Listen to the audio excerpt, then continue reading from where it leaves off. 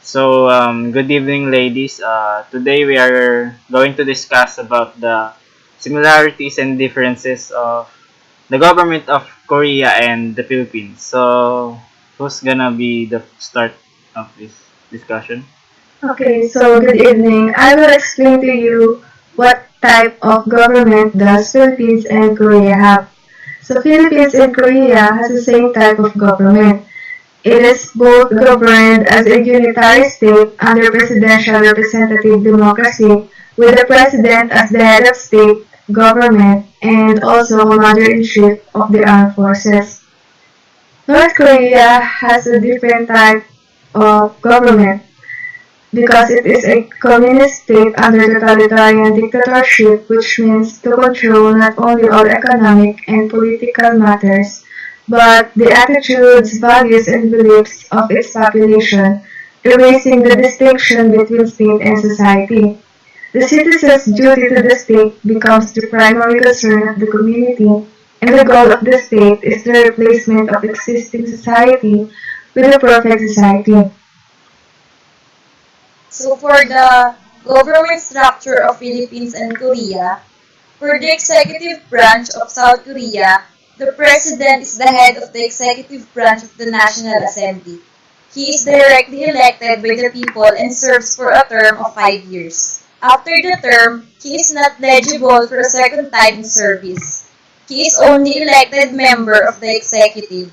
He has the power to declare a state of emergency or war as long as the National Assembly approves it. Executive branch of South Korea consists of various ministries and independent government agencies. For the executive branch of Philippines, the President of the Philippines is elected through a popular vote and accorded to the executive power according to the country's constitution. The executive branch is headed by the President, who is also the Commander-in-Chief of the Armed Forces of the Philippines. If the President resigns, dies, or is vacant, the Vice President is first in line to take over the leadership. For the executive branch of North Korea, it is controlled by the supreme leader who also is in control in military. Legislative branch of North Korea. The Supreme People's Assembly is the legislative arm of the North Korea's government. 687 deputies from the individual constituencies are elected by secret ballot in 5-year intervals. In practice, only one name appears on the ballot paper, which is pre-approved by the Democratic Front of the Reunification of the Fatherland. The assembly congregate once or twice a year in the capital Pyongyang to approve the national budgets and legal amendments and to open the leadership. The Supreme People's Assembly is regarded as nothing more than a rubber stamp since decisions are drafted by the Workers' Party of Korea and the Presidium. For the legislative branch of South Korea, the legislature is made up of the National Assembly, which has a total of 300 members. 244 members are elected from the various constituencies and 56 through proportional representation. Its primary function are to pass and amend laws of the country, to audit the national budget and produce procedures of administration, to ratify treaties, and to approve state appointments. It has the mandate to impeach high officials. It has a committee of 17 members who must first deliberate on complicated policy matters and bills before they reach the floor. For the legislative branch of the Philippines is to authorize to make laws, alter and repeal them through the power vested in the Philippine Congress. So this institution is divided into the Senate and the House of Representatives. It's made up of the Senate and the House of Representatives. The Senate, which is the upper house, while the House of Representatives is act as a lower house. Member of the Congress of the District and Sectoral are elected for a 3-year term. So for the judiciary of South Korea, the president appoints the Chief Justice upon consent of the National Assembly. The judges are appointed by the President, but upon the suggestion of the Chief Justice. The judges are liable to serve for a term of 6 years. Although all the judges must pass through a 2-year legal training in the Judicial and Training Institute.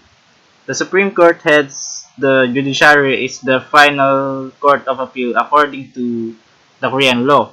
So the Constitutional Court only deals with matter concerning the constitution, review, and impeachments.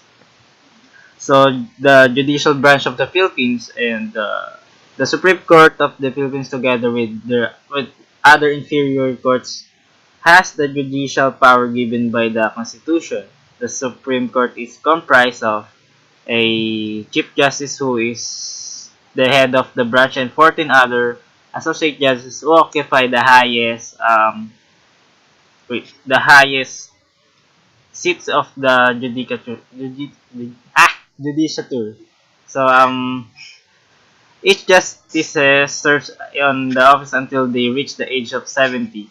The President, on the recommendation of the Judicial Bar and Council of the Philippines, is responsible for appointing the justices.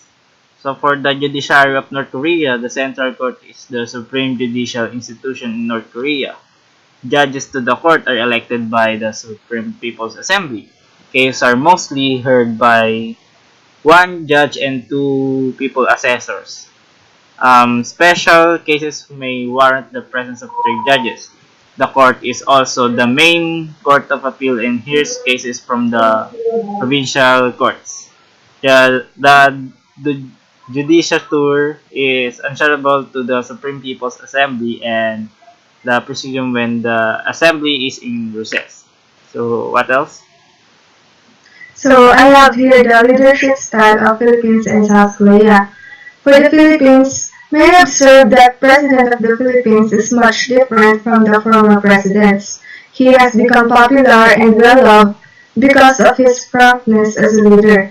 He is direct to the point, does not mince words, and takes a no-nonsense approach to governance. He says it as it is to his fellow politicians and avoids the confusing, even contradictory communication styles of other officials. So for the South Korea, many says that the president of South Korea is narrow-minded and surrounded by jealous loyalists whose strong factionalism contributed to his party splitting while in opposition. But others says he has empathy and calm perseverance as his key strengths. So that's all. So thank you, ladies, for sharing your information to me, and I hope you have a good day. Thank you. Bye. You too. Thank you.